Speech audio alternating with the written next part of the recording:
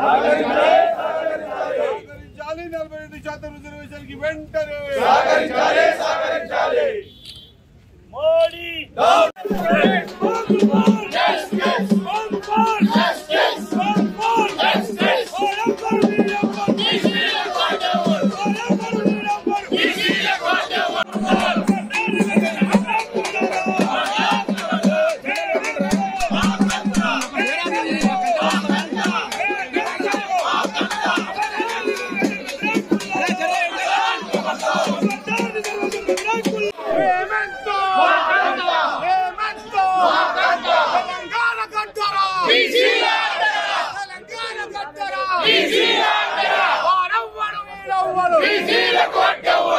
ముఖ్యంగా ఈరోజు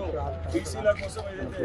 రిజర్వేషన్ కల్పించాలి, చట్టం తీసుకురావాలి, పార్లమెంట్ లో దాన్ని కేంద్రం కూడా దాన్ని ఆమోదించాలి అనే దాంతో పార్టీలకు అతీతంగా ప్రజలందరూ కూడా ఏకాభిప్రాయంతో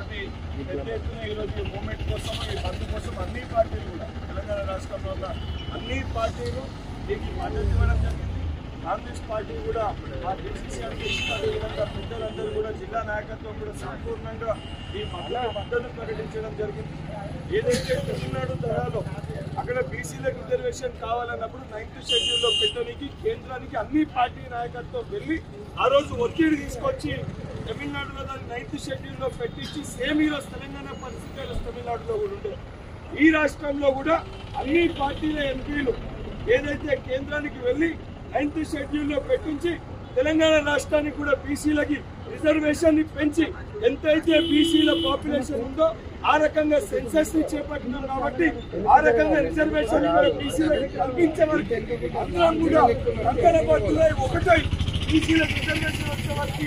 ముందు నిలబడి కొట్లాడాల్సిన బాధ్యత ఉంది. రాష్ట్రంలో ఏదైతే అధికారంలో ఉన్న కాంగ్రెస్ పార్టీ పక్షాన మా గౌరవ ముఖ్యమంత్రి గారు గతంలో బిల్లు పెట్టడం కానీ, ఆర్డినెన్స్ తీసుకురావడం కానీ, గవర్నర్ కి పంపడం కానీ, ప్రెసిడెంట్ ఆఫ్ ఇండియాకి పంపడం కానీ, ఈరోజు బంధుకు కానీ అన్నింటి ముందున్న విధంగా తప్పనిసరిగా ఈ రిజర్వేషన్ కల్పించే వరకు నేను చిత్తశుద్ధితో ముందుంటామని చెప్పి